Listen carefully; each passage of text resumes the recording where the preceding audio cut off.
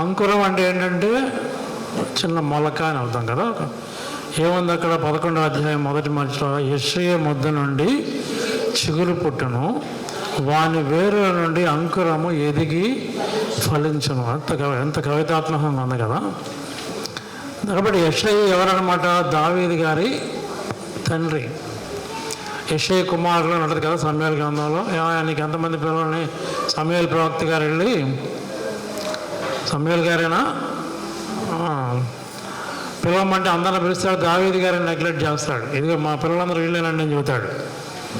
దేవుడు దావీదు సమూయేలు గారికి కొడుతుంటాడు మైండ్లో, వీళ్ళు కాదు ఇంకోటి ఉన్నాడంటే చూస్తారు. ఏంటి నీకు ఇంకెవరైనా పిల్లలు ఉన్నారా అని అడుగుతాడు. ప్రేరేపణ సమూయేలు గారికి ప్రేరేపణ వస్తూ ఉంటుంది. సమూయేలు గారు మామూలు దైవజనుడు, చిన్నప్పుడే వాళ్ళ అమ్మ వదిలేసి వెళ్ళిపోయింది గుళ్ళో కదా, వాగ్దాన పుత్రుడు. ఆయన ఏదో ఇంకా పిల్లలు లేరా అంటే, ఉన్నాడంటే వాడు గొర్రెలను మేపుకోవడానికి కొండల్లోకి అడవుల్లోకి వెళ్ళాడు అన్నాడు. పిలిచిరాని పని అంటాడు. కాబట్టి ఎవరైతే నిర్లక్ష్యానికి గురవుతారో వాళ్ళని క్యాచ్ చేయడం దేవుడి అలవాటు కదా. హల్లెలూయా. మమ్మల్ని నిర్లక్ష్యం చేశారు అని మీరెవరు అనుకోబాకండి. మీ బంధువులు కానీ, మీ స్నేహితులు కానీ, మీ కుటుంబ సభ్యులు కానీ నిర్లక్ష్యం చేసి, ఎవరైతే నిర్లక్ష్యానికి గురవుతారో వాళ్ళని క్యాచ్ చేయడమే దేవుడి పని. నజరత్ అనే గ్రామం ఉంది, బాగా నిర్లక్ష్యానికి గురైంది ఆ గ్రామం. ఎవడు పట్టించుకోడు. చిన్న గ్రామం, ఆ గ్రామం వాళ్ళందరూ కొంచెం రెడ్డ మతం వాళ్ళు ఉంటారనో, లేదా ఆ గ్రామం లెక్కలేందనో, అక్కడేం దొరకవనో, సరైన మార్కెట్లు కానీ ఆహార పదార్థాలు దొరకవనో, లేదా నజరత్ గ్రామంలో ఆ పంట పొలాలు ఏం పండవనో, ఒక నిర్లక్ష్యానికి గురైంది నజరత్ అనే పట్టణం. కానీ దేవుడు యేసుప్రభువు వారు నజరత్నే ఎన్నుకున్నాడు, ఆయన ఓన్ ప్లేస్గా కదా. ఏమంటారు ఆయన? నజరేయుడైన యేసు అంటారు. నజరేయుడైన యేసు. ఆయన శిలువ మీద పైన ఒక ఫలకం కొట్టి ఉంటుంది, నజరేయుడైన యేసునే ఉంటుంది. అది ఆయన రాజు అంటే నజరేయుడైన యేసు అని. కాబట్టి నిర్లక్ష్యానికి గురైన దాన్ని క్యాచ్ చేయడమే ఆయన పని. మరియమ్మ గారితో పాటు చాలామంది ఉన్నతమైనటువంటి స్థాయికి చెందిన కన్యకలు ప్రార్థన చేస్తున్నారు, నా గర్భాన్ని పుడితే బాగుండు. వాళ్ళకెట్లా తెలుసు? యెషయా గారి ప్రవచనాలన్నీ, మేకా గారి ప్రవచనాలన్నీ, ఇర్మియా గారి ప్రవచనాలన్నీ వాళ్ళు ఆ రోజుల్లో చదువుతూ ఉండేవాడు. అప్పుడు కొత్త నిబంధన లేదు, ఎన్ని గ్రంథపు చుట్టలు ఇంత నీట్గా ఉండేవి కాదు.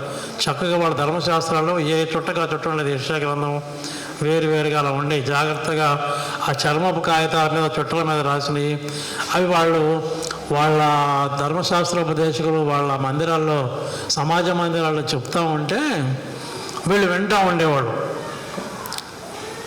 యెషయా మొద్దు నుండి చిగురు పుట్టుద్ది అని, తర్వాత కన్య గర్భవతి అయి కుమారుని కనును, ఇవన్నీ వాళ్ళు చదివి ఆ రోజుల్లో కొంచెం భక్తి కలిగినటువంటి స్త్రీలు, కన్యకలు మా గర్భాన్ని పుడితే బాగుండి అని కలలు కన్నారు. అందుకని రాజ ఆస్థానాల్లోనూ గొప్ప గొప్ప ప్లేసుల్లో ఉన్న కన్యకలకి అది దొరకలేదు. ఎక్కడో మారుమూల ప్రాంతంలో ఉన్న మరియమ్మ గారికి అది వరించింది. ఎందుకంటే ఆ కెపాసిటీ తెలుసుకోవాలి కదా. ఎటువంటి శోధనైనా తట్టుకునే మహిళ ఎవరు ఉంటుందా, కన్యక ఎవరు ఉంటుందా అనుకున్నాడు ఆయన. వయసు 14-13 ఏళ్ళు వచ్చు. మరియమ్మ గారు గర్భం ధరించే నాటికి ఆ వయసు 13-14 అంతే.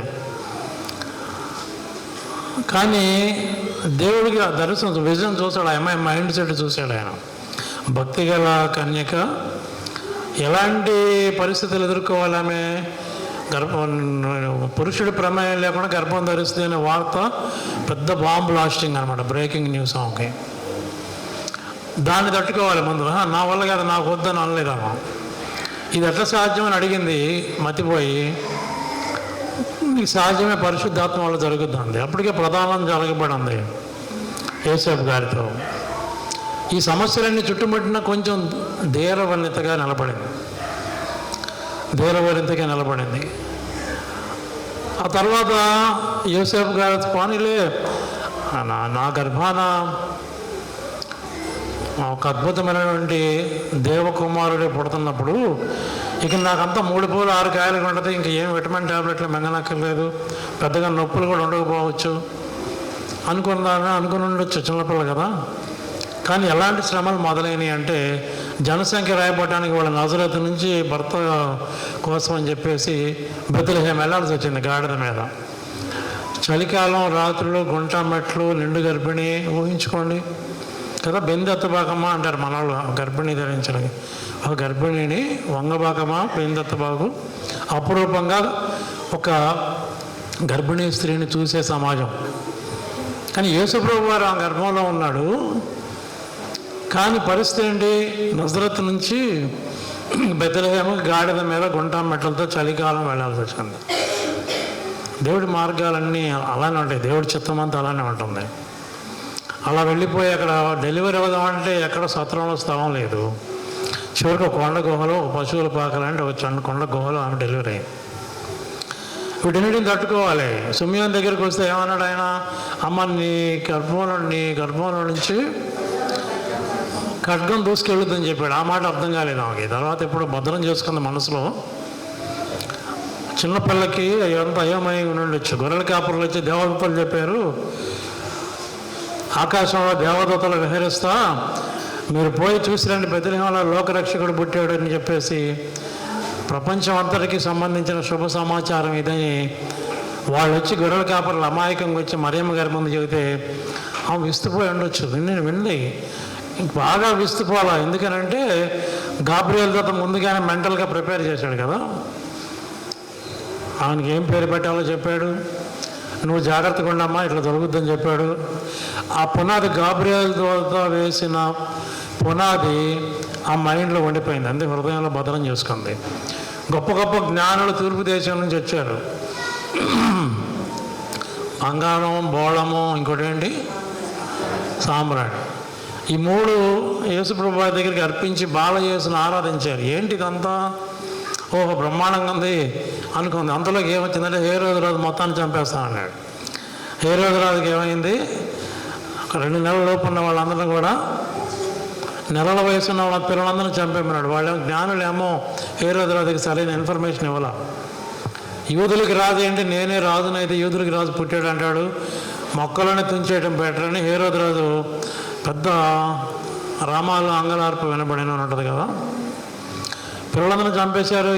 వెంటనే దూత ఏం చెప్పాడు యోసేపు గారికి, నువ్వు వెంటనే ఇక్కడ నుంచి ఈజిప్ట్ వెళ్ళిపోమన్నాడు.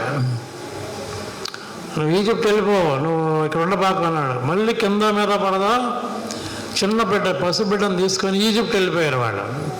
ఈజిప్ట్ అన్న ఒక ఫ్లైట్లు ఉన్నాయి అప్పుడు.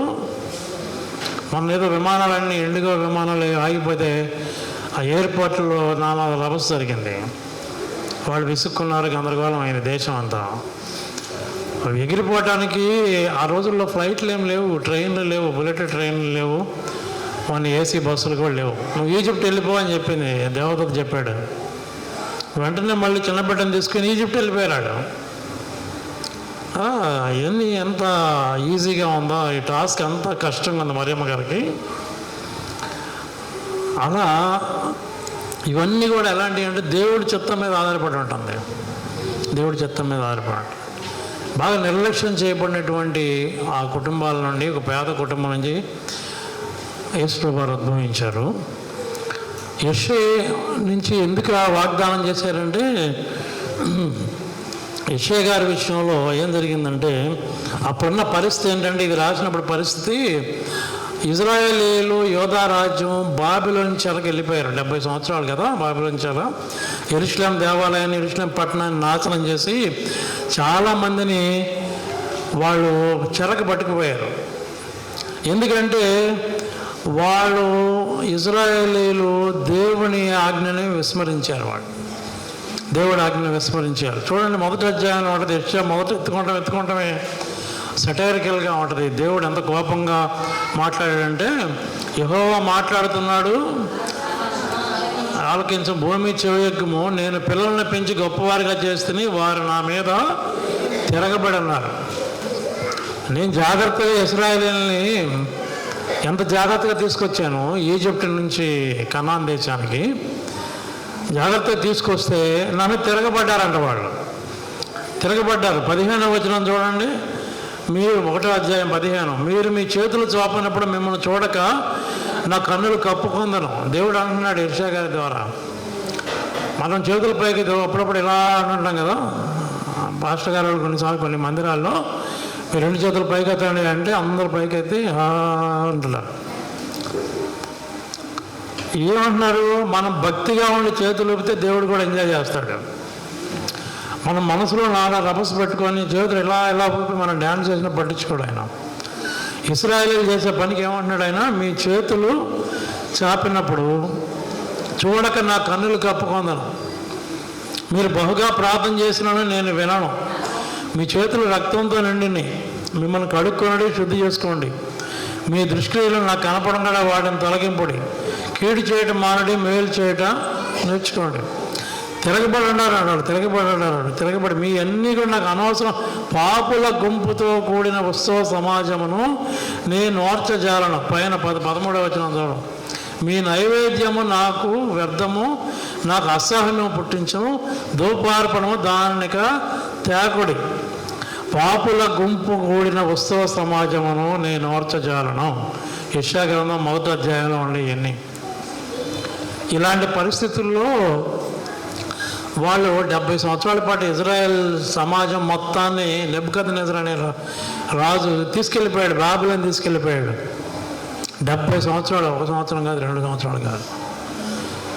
దేవుడు ఏంటంటే వాళ్ళని అట్లా వదిలేయాలి. ఇజ్రాయెల్ జాతిని వదిలేస్తే ఈరోజు ఈ భూమి మీద ఇజ్రాయెల్ అనే దేశం ఉండేది కాదు. ఈ ప్రపంచం అంతా క్రిస్టియన్ డామినేషనో జూయిష్ డామినేషనో ఉండేది కాదు. ఆయన ఏంటంటే ఆయన ఏమి చూశాడంటే, యెషయా గ్రంథం 10వ అధ్యాయంలోకి రండి. 10వ అధ్యాయంలోకి వస్తే 10:20 చూడండి. అక్కడ 10:21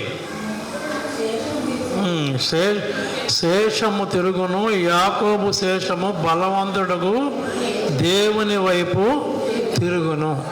ఎంత నాశనం అయినా, ఎంత ఇజ్రాయేల్ ఎంత హింసకు గురైనా, ఎంతమంది చనిపోయినా ఒక శేషం ఉంటుంది. కొంత మిగిలిన జనం ఉంటుంది. అక్కడ శేషం అంటే తెలుసు కదా, చిన్నప్పుడు లెక్కలు చదువుకున్నప్పుడు ఏదో అన్ని లెక్క చేసేసి కింద శేషం అంటారు. మరి ఇప్పుడు ఉందో లేదో మరి అర్థమెటిక్ నాకు తెలియదు. కానీ ఇక భాగహారాలు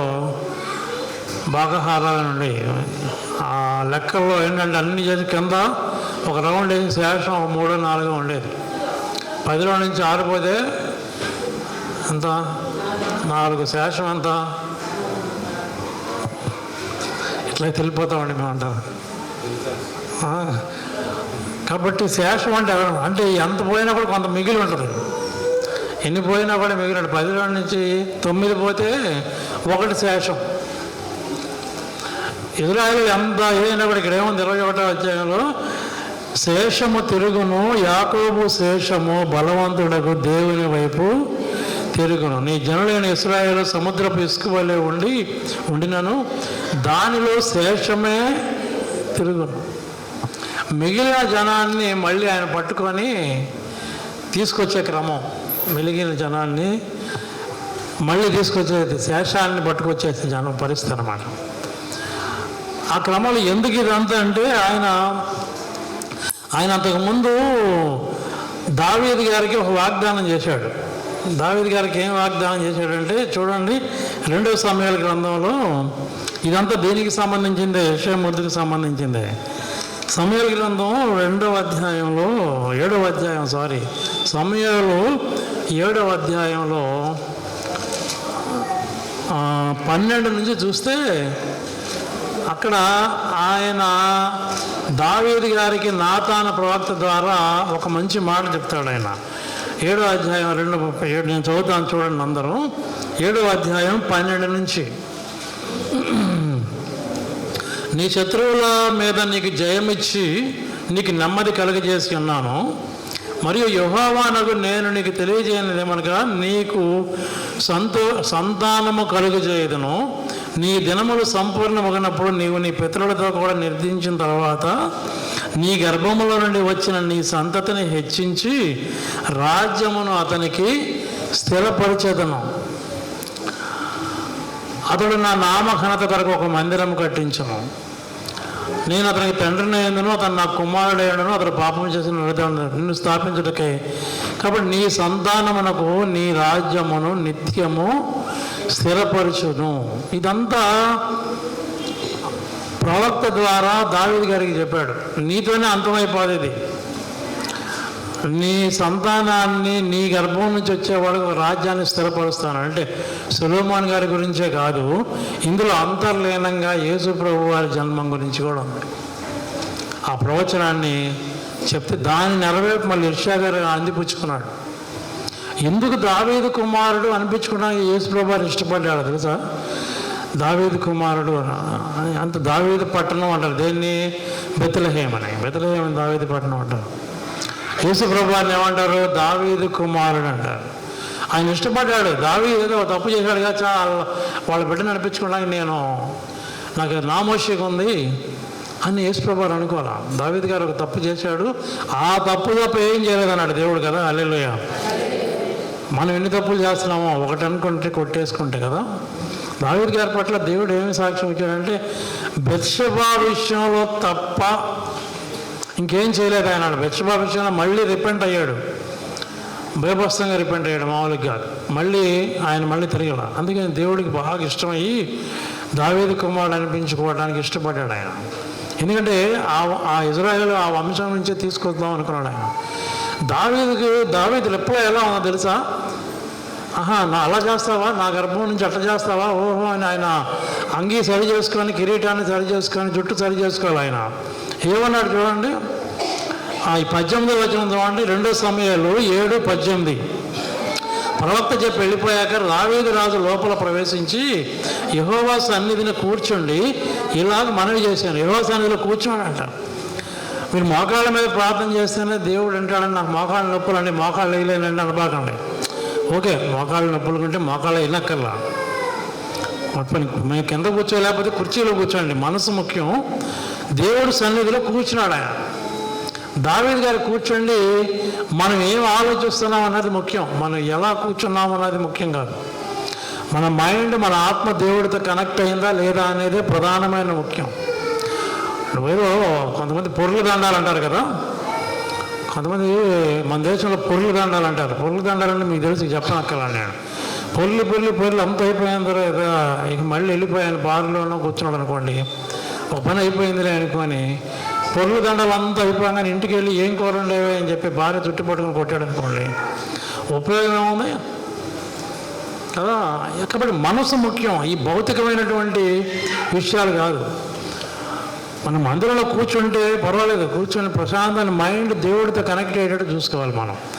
దావీదు గారు ఏమనుకున్నాడంటే నిన్ను ఆశీర్వదిస్తానయా నేను అని అంటే, అసలు ఆయన లోపల ప్రవేశించంట దేవుని సన్నిధిలో కూర్చుండి, నా ప్రభువా యెహోవా, ఇంతగా నీవు నన్ను హెచ్చించటకు నేను ఎంతటి వాడను, నా కుటుంబం ఏపాటిది, ఇంత హెచ్చుగా చేసినదంతయు నీ దృష్టి కొంచెమై మానవుల పద్ధతిని బట్టి బహుకాలం జరిగిన తర్వాత నీ దాసుడైన నా సంతానముకు కలగబోదానని నీవు సెలవిచ్చున్నావు. యెహోవా నా ప్రభువా, దావీదు అను నేను ఇక నీతో ఏమి చెప్పుకొందును?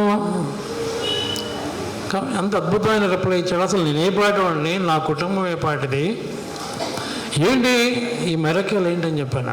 దేవుడు ఏం కోరుతున్నాడు అంటే మన నుంచి విధేయత కోరుతున్నాడు.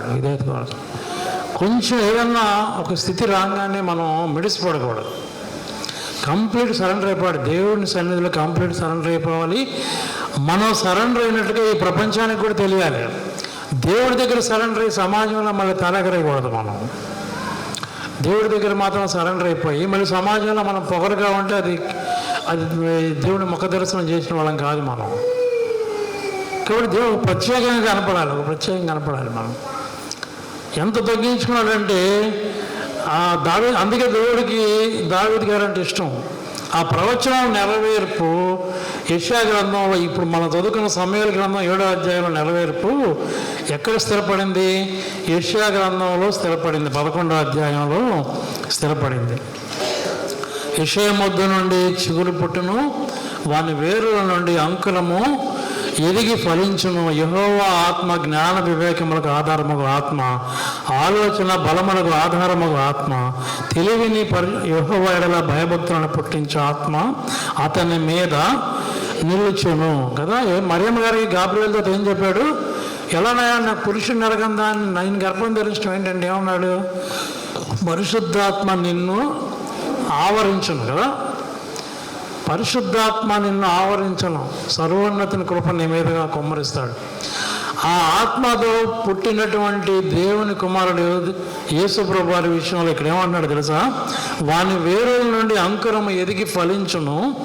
యెహోవా ఆత్మ జ్ఞాన వివేకములకు ఆధారముకు ఆత్మ, ఆలోచన బలములకు ఆధారముకు ఆత్మ, తెలివిని యెహోవా ఎడల భయభక్తులను పుట్టించు ఆత్మ అతని మీద నిలుచును. ఇక్కడ ఈ విషయాన్ని మత్తయి సువార్తలో, లూకా సువార్తలో యేసుప్రభు వారి జన్మానికి సంబంధించిన విషయాల్లో మనకి కనిపిస్తుంది. కాబట్టి ఒక యెషయా ముద్ద నుండి చిగురు పుట్టును. దావీదు గారి తండ్రి యెషయా గారు ఆ క్రమంలో మెల్లిమెల్లిగా ఒక బైబిల్ మొత్తం ఈ వాక్యంలోనే ఉంది. యెషయా ముద్ద నుండి చిగురు పుట్టును, దాని వేరు నుండి అంకురము, వాని వేరు నుండి అంకురం ఎదిగి ఫలించను. ఈ అధ్యాయం అంతా ఇంటికి వెళ్ళే చదవండి. పాత నిబంధన, కొత్త నిబంధన, రెండవ రాకడ కూడా ఉంటుంది. ఇందులో రెండవ రాకడ కూడా ఉంటుంది. చూడండి ఆయన ఏమన్నాడు ఇక్కడ 4వ వచనం ఏమన్నాడు? 11:4 కంటి చూపును బట్టి అతను తీర్పు తీర్చాడు, తాను వినుదానిని బట్టి విమర్శ చేయడు. యేసుప్రభు వారి గురించి చెప్పాడు, ఎంతో అద్భుతంగా చెప్పాడు. 580 సంవత్సరాల క్రితం చెప్పాడు యెషయా గారు ఈ మాట. యేసుప్రభు వారి లోకానికి వచ్చిన తర్వాత విచారం అంతా పట్టుబడిన స్త్రీని గోలగోలకు పట్టుకొచ్చారు. గోలగోలకు పట్టుకొచ్చారు. ఒకటి నరకండి, చంపండి, రాళ్ళు వేసి కొట్టండి అని తీసుకొస్తే ఆయన ఆమెను చూశాడు. ఆమె తప్పు చేయకపోతే ఆయన నేను తప్పు చేయలేదు, ఆయన చేస్తే నేను చేస్తాను ఏమన్నా ఆమె చూస్తే అర్థమైపోయింది. కానీ ఆయన ఏంటంటే కంటి చూపును బట్టి ఏంటంట తీర్పు తీర్చడంట, వినుదానిని బట్టి విమర్శ చేయడు. బోధకుడా ఇదో వ్యభిచారంతో పట్టుబడింది, మరి ఏం చేద్దామని మోషే గారి ధర్మశాస్త్రం ప్రకారం రాళ్లతో కొట్టి చంపాలి కదా అని అనుకున్నారు. ఆయన ఏమన్నాడు? కంటి చూపును బట్టి తీర్పు తీర్చడంట, వినుదానిని బట్టి విమర్శ చేయడం. ఓకే, మంచిది అన్నాడు. సరే ఆమెను అలానే చేద్దాం, మీలో ఎవరైతే పాపం చేయలేదో వాడు ఫస్ట్గా వేయండి ఆమె మీద రాళ్ళు కొట్టి చంపుదామని. నో డౌట్, అందులో మోషే గారు చెప్పినట్టు చంపుదాం, నో ప్రాబ్లం. మన ఈరోజు మనకి గౌరవ అతిథిగా వస్తున్న జొన్నాదుల బాబు శివప్రసాద్ గారిని వేదిక మీద ఇట్లండి సార్ బాబ్జీ గారు వారిని చప్పట్లు కొట్టి ఆహ్వానించుకున్నాం. కూర్చోండి.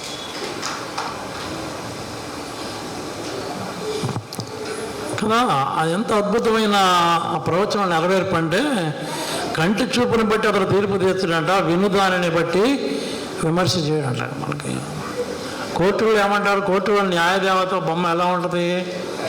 కళ్ళకు గంతలు కట్టి ఉంటుంది కదా, కళ్ళకు గంటలు పట్టుకొని ఒక త్రాసు పట్టుకొని ఉంటుందాం. ఈయన వినేదాన్ని బట్టి జడ్జీలు తీర్పిస్తారు. అంటే ఆయన కంటి చూపుని బట్టి తీర్పు తీర్చడంట యేసుప్రభు వారు, వినుదానిని బట్టి విమర్శ చేయడంట. ఎందుకంటే ఆ జ్ఞానం వేరు. మీరు తప్పులేనాడు నా మీద రాయన్నాడు, వేయలేకపోయారు వాళ్ళందరూ కూడా. ఇది 11వ అధ్యాయంలో యేసుప్రభు వారు యవ్వనంగా ఉన్నప్పుడు విషయాలు ఉన్నాయి. ఇదే సమయంలో అతని నడుమునకు నీతియు అతని తంట్లకు సత్యమును నడికట్టుగా ఉండును. తోడేలు గొర్రెపిల్ల వద్ద వాసం చేస్తుంది, చిరుతపుల్లి మేకతో పడుకొనను. 11:6-7 వీటి. ఇది రెండవ రాకడికి సూచన. ఒక అద్భుతమైన పరలోక రాజ్యం ఆవిర్భవించినప్పుడు ఎలా ఉంటుంది అన్నది కనిపించింది. కాబట్టి 11వ అధ్యాయం, యెషయా 11వ అధ్యాయం మొదటి వచనం, యెషయా ముద్ద నుండి చిగురు పుట్టును, వాని వేరుల నుండి అంకురం ఎదిగి ఫలించును అనే మాట ఒక తంబనీల్ అన్నమాట. తంబనీల్ అంటే తెలుసు కదా, ఇప్పుడు మనం యూట్యూబ్లో చూస్తూ ఉంటారు చాలామంది పిల్లలు, చదువుకున్న పిల్లలకి తెలుసు. యూట్యూబ్లో మనం ఏదైనా చూడాలంటే ఎక్కువ మంది చూడాలంటే ఇది ఒక ఆకర్షణీయమైన తమ్మునీళ్ళు పెడతారు. లోపలికి వెళ్తే దానికి సంబంధించిన సమాచారం ఉంటుంది. ఒక అద్భుతమైన తమ్మునీళ్ళు ఏంటంటే యేసుప్రభు వారికి సంబంధించి, బైబిల్ మొత్తానికి సంబంధించి యెషయా గ్రంథం 11వ అధ్యాయం 1-2 వచనాలు ఒక తమ్మునీళ్ళు. యెషయా ముద్ద నుండి చిగురు పుట్టును, వాని వేరుల నుండి అంకురము ఎదిగి ఫలించును. కాబట్టి మెస్సయ్య గారి, యేసుప్రభు వారి ఆవిర్భావం, మెస్సయ్యగా వచ్చే యొక్క ఆవిర్భావం ఎంత చక్కగా యెషయా గారు చెప్పాడంటే 7వ అధ్యాయంలోకి రండి. యెషయా 7లో చూస్తే ఎంత మంచి మాట ఉంటుందంటే ఇక్కడ మనకి యేసుప్రభు వారు 700 సంవత్సరాలకు ముందు పుడతాడనంగా 7:13 అమ్మ, 7:13 చూస్తే, దావీదు వంశస్థులారా వినుడి. యెషయా 7:10 నేను చదువుతాను చూడండి. 7:12 నుంచి చూడండి, 13 నుంచి. కాబట్టి ప్రభువు తానే ఒక సూచన మీకు చూపును. 7:14 యెషయా 7:14 చూపును. ఆలకించుడి, కన్యక గర్భవతి అయి కుమారుని కని అతనికి ఇమ్మానుయేలును పేరు పెట్టును కదా. ఎప్పుడు ఇది 700 సంవత్సరాలకు యేసుప్రభు వారు పుడతారనగా యెషయా అనే గొప్ప దైవజనుడు, ప్రవక్త చెప్పిన మాటలు ముద్దులాగా అయిపోయింది. యెషయా ముద్దు నుండి చిగురు పుట్టునంటే ఏంటి? ఒక ముద్ద అంటే ఒక చెట్టును కొట్టివేస్తే ఇంకా అయిపోయింది ఆ చెట్టు పని అనుకుంటారు. మనం కూడా అప్పుడప్పుడు ఇంట్లో కూడా ఒక చెట్టును, లేకపోతే వీధుల్లో పెద్ద చెట్లను నరికేస్తారు. నరికేసినప్పుడు ఇక అయిపోయిందిగా దాని పని అనుకుంటాం. 4-5 వానలు పడి మన పనులు మనం చూసుకుంటే ఏముంటుంది? గండు చేమలను చూసారా, చిగురును చూసారా? చిన్న చిగురు స్టార్ట్ అవుద్ది, పెద్ద చిగురు స్టార్ట్ అవుద్ది. అప్పుడు దాని చూసి అనుకోవాలి మనం, యెషయా ముద్ద నుండి చిగురు పుట్టినట్టు ఇదే కదా అనుకోవాలి. మనం ఏదైనా ఈ సమాజంలో జరిగేది ఏది చూసినా కూడా బైబిల్తో లింక్ అవ్వాలి, మనం దేవుడి వాక్యానికి లింక్ అవ్వాలి. ఇదివరకు ఒకసారి చెప్పాను నేను మీకు, రైతు బజార్కి వెళ్తే ఎన్ని రంగుల కూరగాయలు కదా, ఎన్ని రంగుల కూరగాయలు.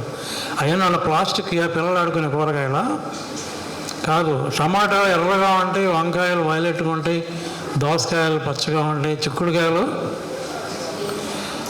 ఏ రంగులు ఉంటాయి వింటున్నారో లేకపోతే వెళ్దామని. చిక్కుడుకాయలు పచ్చగా ఉంటాయి. ఇన్ని రంగులు కూరగాయలు ఏంటి అసలు? భూమిని మీరు సేద్యం చేయండి, భూమి మీకు కూర మొలకలు ఆకు మొక్కలు మొలిపిస్తుంది అని ఆదికాండంలోనే దేవుడు చెప్పాడు. భూమికి ఆ వరం ఇచ్చాడు దేవుడు.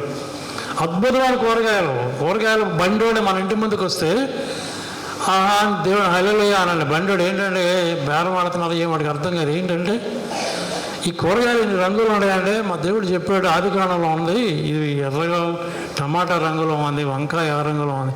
అసలు షేపులు కానివ్వండి, అరటిపళ్ళు చక్కగా ఇన్ని రంగులతో సృష్టించాడు. మన మనుషులు తినడానికి ఇన్ని రంగుల కూరగాయలను, ఆకుకూరలను మొలిపించాడంట అని మాకు ఉంది. అంటే సరే ఆయన ఎన్న అమ్ముకుని ఆయన ఎన్న వెనకపోయిన తొలగిక్కుని తొందరగానే అమ్మ నాకు పని ఉంది అని అంటాడు. అయితే ఏదో ఒక రోజు పని చేయొచ్చు. అది ఇంటికి వెళ్ళి వాడు బేరం చూసుకున్న తర్వాత అయినా ఆలోచిస్తాడు. మన ఇళ్ళు దాటి వెళ్ళేటప్పుడల్లా ఈ మాట గుర్తొచ్చింది. నిజంగా ఇన్ని రకాల కూరగాయలు, ఇన్ని రకాలు ఎక్కడి నుంచి వచ్చినాయి? అన్ని భూమి నుంచే వచ్చినాయి కదా. అద్భుతమైనటువంటి విషయాలు ఇవన్నీ కూడా. కాబట్టి ఇక్కడ ఏమన్నాడైనా ఆ గొప్ప విషయాన్ని మనం కన్నులారా చూసి ఆ యెషయా యొక్క ముద్దు నుండి చిగురు పుట్టిన మాట, చిన్న చిగురు పుట్టిందండి యెషయా ముద్దు నుండి. ఇక అయిపోయిందిలే, ఈ చెట్టు పని అయిపోయిందిలే అనుకుంటే నా పని అయిపోలేదు అని మెల్లిగా చిగురు స్టార్ట్ అవుతుంది. ఇశ్రాయేలు చరిత్ర అయిపోయింది అనుకున్నారు. 70 సంవత్సరాలు చెరకు వెళ్ళిపోయారు. నెబుకద్నెజరు వచ్చి ఇశ్రాయేలు మొత్తాన్ని, యూత్ని మొత్తాన్ని పట్టుకెళ్ళిపోయాడు. మొత్తం నాశనం అయిపోయింది అనుకున్నాడు. దేవుడు ఏం చెప్పాడు ఇందాక? ఇశ్రాయేల్లో శేషం ఉంది కదా, శేషం. ఆ మొద్దు నుంచి చిన్న శేషం మిగులుద్ది. మన జీవితాలు, నా జీవితం మొత్తం సర్వనాశనం అయిపోయింది, రైలు కింద పట్టడం, బిల్డింగ్ నుంచి దూకేయటం, ఆత్మహత్య చేసుకోమని సైతాన్ని ప్రేరేపిస్తుంది. అలాంటి పొరపాటున అలాంటి పనులు చేయొద్దు. మనలో ఎవరైనా అన్నా కూడా, మన ఫ్రెండ్ సర్కిల్లో కానీ ఎవరైనా నిరాశగా ఉంటే వాడితో ఒక అరగంట మాట్లాడండి. ఆత్మహత్య చేసుకునే వాళ్ళని మనం గెస్ట్ చేయొచ్చు అంటాం. వాడు నిరాశగా మాట్లాడుతూ ఎక్కడన్నా గదిలో కూర్చొని ఒంటరిగా కూర్చొని ఆలోచిస్తామంటే వాడిని ఒక గంట కనిపెట్టాలి. నిజమైన స్నేహితులం అయితే మనం వాడి దాన్ని వాడు వదిలేసి వెళ్ళటం కాదు. ఆ స్నేహితులు కానీ స్నేహితురాలు కానీ కొంచెం ఏంటి డిప్రెషన్లో ఉంది ఆమె, డిప్రెషన్లో ఉన్నాడు ఏంటి అని కొంచెం మాట్లాడదాం వాడితో. ఆ టర్న్ చేయొచ్చు దాన్ని. నా జీవితం అంతా అయిపోయింది అనుకుంటే యెషయా మొద్దు నుంచి చిగురు పుట్టుద్దని చూపించండి వాక్యం. యెషయా గారి వంశం అంతా అయిపోయింది, దావీదు వంశం అంతా అయిపోయింది, 70 సంవత్సరాలు చెరకెళ్ళిపోయారు వీళ్ళు, నెబుకద్నెజరు వచ్చి తీసుకెళ్ళిపోయాడు. ఏముందని అనుకుంటే దేవుడు ఏం చెప్పాడు, యెషయా మొద్దు నుంచి చిగురు పుట్టుద్ది, అంకురం ఫలించి ప్రపంచం మొత్తాన్ని డామినేట్ చేస్తుంది, జీసస్ క్రైస్ట్ అందులో నుంచి వస్తాడు అని చెప్పాడు. మన జీవితాల్లో మన జీవితం అయిపోయింది అనుకోవద్దు. సువార్త కూడా అంతే.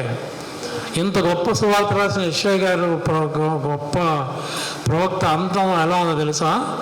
మనుషులైన క్రూరమైన రాజు యెషయాని రంపాలతో 2గా కోసి చంపేశాడు. యెషయా ముగింపది. యెషయా ప్రవక్త గారు ముగింపు ఏంటో తెలుసా? ఇంత అద్భుతమైన పుస్తకాన్ని అందించాడా. ఆయన అందం ఏంటంటే రంపాలతో కోసి చంపేశారు ఆయన, 2 ముక్కలు చేశారు ఆయన. కానీ ఆగిపోయిందా?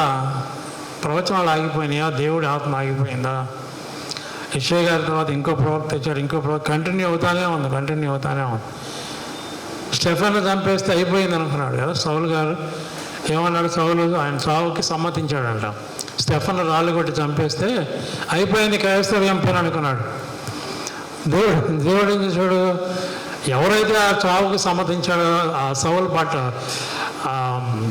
స్టెఫెన్ బట్టలు తీసుకొచ్చి అక్కడ పెట్టి చంపేసి ఒక పని అయిపోయిందండి, వాడు రాళ్ళ కుప్ప మధ్య ఉన్నాడు, దేవుడా అని చచ్చిపోయాడంటే వెరీ గుడ్ అన్నాడు సౌలు. అప్పుడు పౌలుగా మారలా. దేవుడు నవ్వుకొని అంటాడు, వెరీ గుడ్డా, నీ సంగతి చూస్తాను నేను అనుకున్నాడు ఆయన. యెషయా మొద్దు నుంచి చిగురు. స్టెఫెన్ భౌతిక శవం నుంచి, శరీరం నుంచి ఏమి ఉద్భవించింది? ఒక చిగురులాగా. సౌలు పౌలుగా మారిపోయాడు. దమస్కు మార్గంలో గుర్రాలు వేసుకొని పోతా ఉంటే ఆగరా నువ్వు అన్నాడు, పడిపోయాడు. ఎందుకంటే చేస్తున్నావు నువ్వు అంటే, ఎవరయ్యా నువ్వు అంటే, నువ్వు ఎవరినైతే చంపుతున్నావో వాళ్ళ తాలూకు క్రీస్తునే నేనంటే వెంటనే మారిపోయాడు. క్రిస్టియన్ చాప్టర్లు లేకపోతే ఇవన్నీ కూడా ముగిసిపోయింది అని చరిత్ర అనుకోవచ్చు, కానీ ముగిసిపోవాలా, ఎప్పటికీ ముగిసి కంటిన్యూ అవుతానే ఉంటుంది. బెల్లి గ్రహం గారు చచ్చిపోయాడు అయిపోయింది అనుకోకూడదు, భక్తి సింగ్ గారు చచ్చిపోయాడు అయిపోయింది అనుకోకూడదు, ఆర్ఆర్కే మూర్తి గారు చచ్చిపోయాడు అయిపోయింది అనుకోకూడదు, ఏసన్న గారు చచ్చిపోయాడు అయిపోయింది అనుకుంటాం కాదు. ఇది ఒక పెద్ద ప్రవాహం. వాళ్ళందరూ చిన్న చిన్న మైలురాళ్ళలాగా ఉంటారు అంతే. దాటిపోయాడు. పగడాలు పడవని చంపేస్తే బ్రహ్మాండమైనటువంటి ఒక వేదాంతి వేళ ఫింగర్ టిప్స్ మీద చెప్తాడు ఆయన, చరిత్ర అంతా చెప్తాడు ఫింగర్ టిప్స్ మీద. అంత గొప్ప సేవకుడు ఆయన. చంపేసం అయిపోయింది అనుకుంటాం, అయిపోదు. ఈ మధ్య గంటల ప్రకాష్ గారికి అర్ధాయుష్తో చచ్చిపోయాడు ఆయన 50 ఏళ్ళకి. బాగా చెప్తాడు గంటల ప్రకాష్ గారు. అంత వివరంగా చెప్పాను, అయిపోదు, ఎప్పటికీ అయిపోదు అది. ఇది ఒక పెద్ద ప్రవాహంలో వస్తూనే ఉంటారు. మనం కూడా ఏం చేయాలంటే, మన సమాజంలో నుంచి గొప్ప దైవజనులని, భక్తులని లేపమని ప్రార్థన చేయాలి. నిన్న రాత్రి మనం ఈ పుస్తకంలో ఉన్న వాళ్ళ గురించి ప్రార్థన చేయమన్నాం, అది ఓకే. మన మీద ఇంకొక భారం, గొప్ప దైవజనులను ఇప్పుడు తయారు చేయాలి. అవకాశం అంటే మన పిల్లల్ని దైవ సేవకులుగా మార్చవచ్చు, తప్పేం లేదు. నా పిల్లల్ని ఇంజనీర్ చేయండి, డాక్టర్లు చేయండి అనుకునే వాళ్ళే ఎక్కువ. బాగా మంచి ఉన్నత ఉద్యోగం అయితే కట్నం ఎక్కువ లాగొచ్చు అనుకునే ఆశ కూడా ఉండొచ్చు కొంతమందికి కదా. కట్నాలు ఈ మధ్య నేను ఎవరో మా ఫ్రెండ్ ఒక ఆయన చెప్పారు, ఎంత కట్నం అంటే 100 కోట్లు కట్నం అంట. ఏంటంటే 100 కోట్లు కట్నం ఎట్లా అని నేను అడిగితే, అది ఒక భూమి ఏదో కొన్నాడంట ఆయన. అది భూమి వాల్యూ పెరిగింది, ఆ భూమి రాసి ఇచ్చాడు. క్యాష్ ఒక 60-70 లక్షలు ఇచ్చాడు. మిగతా అది భూమి ఇవన్నీ కలిపితే ఎంత అయింది ప్రాపర్టీ? 100 కోట్లు అయింది. ఆయన వెళ్ళొచ్చి ఆ పెళ్ళికి వెళ్ళొచ్చి చెప్పారు నాకు, ఆయన 100 కోట్లు కట్నం అంట. కాబట్టి అమ్మో మా వాడు ఎవడో 100 కోట్లు కట్నం తీసుకున్నాడు, మా వాడికి 1 కోటి అయినా తీసుకోకపోతే ఎట్లా అని. అరే బాగా చదువు, నేను నారాయణలో చేర్చింది అందుకురా, నేను చైతన్యంలో చేర్చింది అందుకు, మేము పెట్టిన పెట్టుబడి అంతా రావాలి మాకు. ఇక్కడ బస్సుకి అంతగా 60,000 కట్టాను, బస్సుకి నీ ఫీజులు కట్టి ఎంత తగ్గదేశాను నీ మీద, రీఫండ్ రావాలి మాకు, రీఫండ్ రావాలని అది చేసుకునే అమ్మాయి విషయాల్లో వాళ్ళ తల్లిదండ్రులకు గందరగోళం చేయటం కదా. కానీ మన పిల్లలు దేవుని సేవకులు అవ్వాలని కోరుకునే వాళ్ళు ఎంతమంది? అయ్యో చాలా గొప్ప అయినా భక్తి సింగ్ గారు గొప్ప అయినా, బిల్లి గ్రహం గారు గొప్ప అయిన, ఆరోగ్యం మరి మనం గొప్ప వాళ్ళని తయారు చేద్దాం నెక్స్ట్ తరానికి, మనం చేద్దాం. కాబట్టి ఆ తృష్ణ ఉండాలి. దేవుడి చిత్తాన్ని కూడా అడగాలి. బలవంతంగా ఎవరిని మనం సెమినరీకి పంపించలేము. సౌల్ని పౌల్గా మార్చినట్లుగానే డాక్టర్ అవుదాం అనుకున్న వాడిని ఇంజనీర్ అవుదాం వాడిని దేవుడు మార్చుకోవచ్చు. అది దేవుడి మార్చుకోవచ్చు అవకాశం అంటే.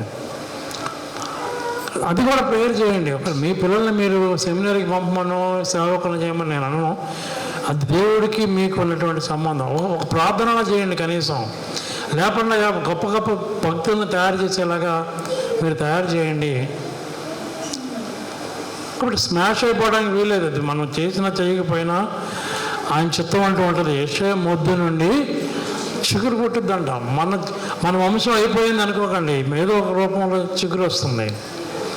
అందులో నుంచి అంకురం ఎదిగి ఫలిస్తుందంట. అంకురం ఎదిగి ఫలిస్తుంది. ఎంత మంచి మాట కదా, ఎంత మంచి మాట.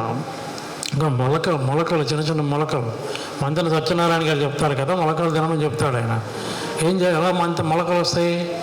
ఒక గొడ్డలో నీళ్లు చల్లేసి ఇంట్లో ఒక మూలన పెట్టండి అంటాడు. ఒక 2 రోజులకి ఏమొస్తుంది? అందులో నుంచి మొలకలు వస్తాయి. అంకురం అంటే అదే. విత్తనం పని అయిపోయింది అనుకోకూడదు. విత్తనం నుంచి మొలకలు వస్తాయి. యేసు వారు అదే చెప్పాడు. ఏంటి చనిపోతారు? చనిపోవడం తప్పదు. గోధుమ గింజ భూమిలో పడి చచ్చిపోతే కానీ ఫలించదు అన్నాడు. గోధుమ గింజ భూమిలో పడిపోయింది, గోధుమ గింజ పని అయిపోయింది అని సంకలు కొట్టుకున్నాం అనుకోండి, పచ్చగా 4-5 రోజులకి పెద్ద పంట తయారవుద్ది. పెద్ద వరి పంట, గోధుమ పంట పొలాల్లో కనిపిస్తుంటే దాని అర్థం ఏంటి? విత్తనాల త్యాగం. విత్తనాలు మరణించబట్టే మొక్కలు మొలిసినాయి కదా. హల్లెలూయా, మొక్కలు మొలిచినాయి. కాబట్టి యెషయా మొద్దు నుంచి చిగురు పుట్టుద్దని ఆయన చెప్పింది ఏంటంటే, ఇశ్రాయేలు పని అయిపోయింది, 70 ఏళ్ళ చెరకు వెళ్ళిపోయారు. ఇక వాళ్ళు ఈ జీవితంలో వాళ్ళు పైకి రాలేరు అనుకుని ఉండొచ్చు నెబుకద్నెజరు లాంటి ఆ రోజులు. కానీ దేవుడు ఏం చెప్పించాడు? యెషయా కాదు, నేను సమూయేలు ప్రవక్త, నాతాను ప్రవక్తతో దావీదుకి చెప్పించాను, నీ తర్వాత నీ సంతానాన్ని వృద్ధి చేస్తానంటే దావీదు ఆ రోజు ప్రార్థన చేశాడు, నేనే పాట ఉన్నాయా, నన్నేంటి ఇలా బ్లెస్ చేస్తున్నావు నువ్వు అని. ఇదంతా ఒక క్రమం అయ్యా వస్తూ ఉంది, అంతటితో పాదు. వీళ్ళ శేషం ఉంది, ఇశ్రాయేలీయుల శేషం ఉంది, ఆ శేషాన్ని వృద్ధి చేస్తా అన్నాడు. ఆ శేషాన్ని వృద్ధి చేస్తా అన్నాడు. కాబట్టి ఎంత గొప్ప విషయం కదా, ఎంత గొప్ప విషయం. ఆ శేషాన్ని ఇంక్రీజ్ చేయటం, మిగిలిన వాళ్ళ ద్వారా రాజ్య విస్తరణ చేయటం. ఎప్పుడు యెషయా గారు? క్రీస్తు పూర్వం 700 సంవత్సరాల క్రితం యెషయా గారు కదా. చూడండి, మేకాలో కూడా మంచి మాట ఉంటుంది. మేకా 5వ అధ్యాయంలో చూడండి. మేకా చివరికి నేను ముగించేస్తాను. ఇంకా మేకా 5వ అధ్యాయంలో 2-4 చదివితే, మేకా 5వ అధ్యాయం 2-4 ఏమంది? బెత్లెహేమ ఎఫ్రాతా 766వ పేజీ, పాత నిబంధన 766వ పేజీ. యూదావారి కుటుంబంలో నీవు స్వల్ప గ్రామమైనను, నా కొరకు ఇశ్రాయేలును ఏలబోవాడు నీలో నుండి వచ్చును, పురాతన కాలం మొదలుకొని శాశ్వత కాలం వరకు ఆయన ప్రత్యక్షమగుచుండెను. అంత అద్భుతమైన మాట కదా మేకా 5వ అధ్యాయం. బెత్లెహేము ఎఫ్రాతా యూదావారి కుటుంబంలోని స్వల్ప గ్రామం అయిన నా కొరకు ఇశ్రాయేలును ఏలబోవాడు నీలో నుండి వచ్చును. క్రీస్తు పూర్వం 100 సంవత్సరాల క్రితం చెప్పిన ప్రవచనాలు ఇవన్నీ కూడా. అప్పుడు బెత్లెహేమ అని రాశారు 600 సంవత్సరాల క్రితం మేకా గారు. బెత్లెహేమ యేసుప్రభువు వారు పుట్టినప్పుడు మత్తయి సువార్తలో, లూకా సువార్తలో బెత్లెహేమ కనపడింది. ఇప్పుడు ఇప్పుడు ఇజ్రాయెల్ దేశం చాలండి, బెత్లెహేమ ఉందా లేదా అక్కడ? ఇప్పటికి పురాతన కాలం నుండి శాశ్వత కాలం వరకు ఆయన ప్రత్యక్షమగుచుండెను. అలా ఏంటంటే ఎలాంటి ప్రవచనాలు ఉంటాయంటే మనం దాన్ని అర్థం చేసుకుంటాలో అంతవరకు అయిపోయింది అనుకోకూడదు. ఆ కంటిన్యూషన్ ఆయనకు తెలుసు. మనం దాని గురించి ప్రార్థన చేయాలి. చాలామంది మన వాళ్ళు అంబేద్కర్ జయంతి వచ్చింది అనుకోండి, అంబేద్కర్ గారికి దండలు వేసి గందరగోళం చేస్తారు ఆ రోజు. అంబేద్కర్ పుట్టినరోజు వచ్చినా, అంబేద్కర్ చనిపోయిన రోజు వచ్చినా, ఆయన విగ్రహం మొహం కనపడి కూడా దండలు వేసి కింద మైకులు పట్టుకొని గందరగోళంగా మాట్లాడి వెళ్ళిపోతారు ఆ రోజు. కానీ ఎవరైనా అంబేద్కర్లా చదివిద్దాం నా పిల్లల్ని అనుకునేవాడు ఎవరో చాలా తక్కువ మంది ఉంటారు. అంబేద్కర్ ఎలా పాటుపడ్డాడో ఆయన చదివిన చదువులో నా పిల్లల్ని నేను జాగ్రత్తగా చదవంటాను, ఇంటికి వెళ్ళి జాగ్రత్తగా ఉండడానికి స్పృహ వరకు ఉందా? పిల్లలు తాగి తందనాలు ఆడుతామంటే తాగొద్దు, తప్పు ఇది, నువ్వు అంబేద్కర్ బొమ్మకు దండేసి వచ్చావు, నువ్వు అలా ఉండకూడదు, నువ్వు కూడా చదువుకో, నువ్వు కూడా బాగుపడే ప్రయత్నాలు చేయి అని అన్నాను. గాంధీ జయంతి వచ్చిందంటే గాంధీ గారికి దండలు గంటలు వేసి ఆ రోజు బార్లన్నీ మూసేస్తారు. ఎవరైనా మందు తాగుదామని గాంధీ జయంతిలో ట్రై చేస్తే దొంగచాటుకి వెనకాల నుంచి తెచ్చుకుంటామే కానీ డైరెక్ట్గా అన్నీ మూసేస్తారు. మరి అక్టోబర్ 3వ తారీఖు నుంచి అర్ధరాత్రి దాకా బార్లు ఎందుకు ఉంటున్నాయి కదా? ఇదంతా ఏంటి? ఊరికి వేషధారణ అంతే. నిజంగా ఒక్కరోజు మూసేస్తే జనం తాగుడు మానేస్తారా? గాంధీని గౌరవించినట్ట. అంబేద్కర్కి దండలు వేసేసి మన పిల్లల్ని గాలికి వదిలేసి చదువుకోకుండా వాడికి నీతి చెప్పకుండా మంచి చెప్పకుండా అది గౌరవించినట్లా కాదు కదా. కంటిన్యూషన్ ఉండాలి. దేవుడు ఒక కంటిన్యూషన్, కొనసాగింపును కోరుకుంటున్నాడు. భక్తి కొనసాగింపు కూడా కావాలి. మన కుటుంబం పని అయిపోయింది, మా కుటుంబంలో అన్ని నష్టాలే, మరణాలు వచ్చినాయి, అప్పులు అయిపోయింది, మా జీవితం అంతా అయిపోయింది అంటే ఈరోజు సబ్జెక్టును మీరు జ్ఞాపకం చేసుకోండి. యెషయా మొద్దు నుంచి చిగురు పుడుతుంది, అంకురం పుడుతుంది, అది ఎదిగి ఫలిస్తుంది. ఎక్కడో ఒకచోట పచ్చి ఉంటుంది. పూర్తిగా ఎండిపోవు మన జీవితాలు పూర్తిగా ఎండిపోవు. ఏదో ఒక చిన్న ఇన్సిడెంట్ జరిగినంత మాత్రాన నా జీవితం అయిపోయింది అనుకోకూడదు. పిల్లల పాపం తెలియక, అవగాహన లేక, పరీక్ష ఫీజు కట్టలేకపోతే బిల్డింగ్ మీద నుంచి దిగి చచ్చిపోతున్నారు. ఇంటికి వెళ్తే కూలి పనులు చేసుకునేవాళ్ళు, మా తల్లిదండ్రులు నేనేం బాధ పెట్టేదిలే అనుకుని పిల్లలు మిడిమిడి జ్ఞానంతో 20 ఏళ్ళు కూడా లేని పిల్లలు ఇంజనీరింగ్ కాలేజీ పై నుంచి దూకి చచ్చిపోతున్నారు. ఇదంతా అవగాహన లేకపోవటం, మన బాధ్యత రాహిత్యం ఇది. మమ్మల్ని ఏం చేయమంటారండి వాళ్ళు దూకితే అంటారా? మనం ఏం టైం పడుతున్నాం ఇతరులను? మనకు వచ్చే పిల్లలతో మీరు ఎంతమంది మాట్లాడుతున్నారు? చదువుకున్న పిల్లలతో మనం ఎప్పుడు మాట్లాడాము? ఎప్పుడైనా మాట్లాడామా? ప్రార్థన ఎప్పుడైనా గబగబపోయి ఎప్పుడో ఇంటికి వెళ్ళిపోదామా అనుకుంటున్నాం. కానీ బాబు నువ్వు ఎవరి పిల్లలైనా కానివ్వండి, ఎవరి పిల్లలైనా కానివ్వండి, బాబు ఎలా చదువుతున్నావయ్యా? బాగా చదువుతున్నావా? మార్కులు వచ్చినాయి, ఇగో ఈ చాక్లెట్లు తీసుకో, బాగా చదివేమంటగా నీకు మార్కులు వచ్చినాయి అంటగా నువ్వు అలా కంటిన్యూ అవ్వని నువ్వు భుజం తట్టేవనుకో, వాడు పెద్ద దారాసింగిలాగా ఎంత బలం వస్తుందో తెలుసా వాడికి. చేయండి, ఆ పని చేయండి. ఇదే నా తప్పేంటి? వాడవాడు ఇంజనీరింగ్ కాలేజ్ మీద దూకి చచ్చిపోతే, వాడవాడు రైలు కింద పడి చచ్చిపోతే నా తప్పేంటి అనుకుంటున్నారు. ఈ మధ్య ఇంటర్ క్యాస్ట్ మ్యారేజ్ చేసుకుంటే సొంత పిల్లల్ని చంపేస్తున్నారు, తల్లిదండ్రులే చంపేస్తున్నారు. చాలా వార్తలు వస్తున్నాయి. ఇష్టం లేని పెళ్లి చేసుకున్నారని చెప్పేసి ఒకళ్ళని చంపే రైట్ మనకి ఎక్కడుంది? జన్మనిస్తున్నాం, పుట్టేవాడు ఆడపిల్ల మగపిల్ల కూడా తెలియదు మనకి. ఇప్పుడేదో స్కానింగ్లు వచ్చినాయి కానీ మన పుట్టేవాడు ఆడ మగ కూడా తెలియదు. నువ్వు అంత అల్లారు ముద్దుగా పెంచుకొని వాళ్ళది ఇష్టం లేని పెళ్లి చేస్తున్నాను మీరు చంపేయటం ఏంటి? సమాజం కదా, ఎంత ఘోరంగా ఉంది కదా. పుట్టిన బిడ్డని చంపేసి అది పెద్ద గర్వంలాగా ఈ ఫేస్బుక్లో, వాటిలో, సోషల్ మీడియాలో వాడు పెద్ద మనగాడరా, కూతుర్ని చంపేసాడు, కులం పరువు నిలబెట్టాడరా అంటే ఆయన ఒళ్ళు పొంగుద్ది. ఒక పిల్లల జీవితాన్ని సర్వనాశనం చేసి చంపారైతే మనకు ఎక్కడుంది? వాళ్ళ బతుకు వాళ్ళు బతుకుతారు, వదిలేయండి. ఇష్టం లేకపోతే వదిలేయండి, వాళ్ళు ఎక్కడో చోట బతుకుతారు. చంపే రైట్ లేదు అసలు. అది నరహత్య పాపం, నరహత్య చేయకూడదని ప్రధానంలో ఉంది. ఒక మనిషిని చంపటం కూడా తప్పని ఉంది. నీకు ఇష్టం లేనంత మాత్రాన ఒకళ్ళ జీవితాన్ని చంపి నాశనం చేసే హక్కు లేదు. కులాలు, మతాలు ఇవన్నీ కూడా ఈ లోకంలో ఉన్నంత వరకు ఉపయోగపడతాయి కానీ అది పెద్ద జీవిత ఆశయం అనుకొని మనం ఎవరం కూడా భ్రమపడద్దు. మంచివాళ్ళు, చెడ్డవాళ్ళు అన్ని కులాల్లో ఉంటారు, మంచివాళ్ళు, చెడ్డవాళ్ళు అన్ని మతాల్లో ఉంటారు. దాన్ని మనం బేరీ చేసుకొని బిబ్లికల్గా ఆలోచించుకొని మన జీవితాలని సాధ్యమైనంత వరకు సాఫీగా వెళ్ళిపోయి పిల్లల్ని ఎడ్యుకేట్ చేయాలి. మనం పిల్లలకు కులం నేర్పొద్దు. మన కులం గొప్పదని ఎప్పుడు నేర్పొద్దు. మన ఇష్టం వద్ద నుంచి చిగురు పుట్టినట్టు కాదు అది. బళ్ళు మీద వెనకాల కులం పేరు రాసుకొని తిరుగుతున్నారు ఈ మధ్యకాలంలో కదా. మళ్ళీ మన కులం వాళ్ళు గొప్ప వాళ్ళు రా నువ్వని మీ ఇంకో కులం వాళ్ళ దగ్గర కూర్చోబోకు నువ్వు అంటారు. చాలా గొడవలేని మధ్యాహ్న భోజన పథకాల్లో ఆమె ఎవరో వండుతుంది, మా పిల్లలు తినడానికి వీలు లేదన్నారు. చాలామంది వండే ఆమె ఎవరో ఎస్సీ అవంట, ఆమె వండుతుంది కాబట్టి మా పిల్లలు తినరంటే ఆ పిల్లల మనసులో ఏమి నాటుతున్నాం మనం? చిన్న పిల్లలకు కులాలు ఏం తెలుసు? చిన్న పిల్లలకు మతాలు ఏం తెలుసు? ఎవరు వండితే ఏమైంది? హోటల్లో ఎవరు వండుతున్నారో తెలుసా నీకు? హోటల్లో డిమ్ లైట్లో క్లాస్కి వెళ్ళి కూర్చొని వాడేదో సూట్ వేసుకొని వచ్చి ఏం కావాలి మేడం అంటే పొంగిపోయి, సార్ అంటే పొంగిపోయి, లోపల వండేవాడు ఏ కులమో తెలుసా నీకు?